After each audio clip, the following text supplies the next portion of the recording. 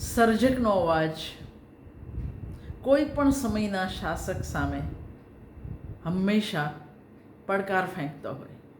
ભવાની પ્રસાદ મિશ્ર, જેણે આ કવિતા 75ના ગાળા માટે લખી હતી, આજે 20 જુલાઈને યાદ કરીને.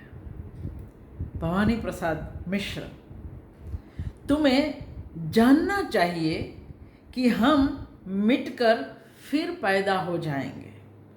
तुम्हें जानना चाहिए कि हम मिटकर फिर पैदा हो जाएंगे. हमारे गले जो घोंट दिए गए हैं, फिर से उन्हीं गीतों को गाएंगे जिनकी भनक से तुम्हें चक्कर आ जाता है. तुम सोते से चौंक कर चिल्लाओगे, कौन गाता है? इन गीतों को तो हमने दफना दिया था. तुम्हें जानना चाहिए कि लाशें दफनाई जाकर सड़ जाती है, मगर गीत मिट्टी में दबाओ तो फिर फूटते हैं खेत में दबाए गए दानों की तरह.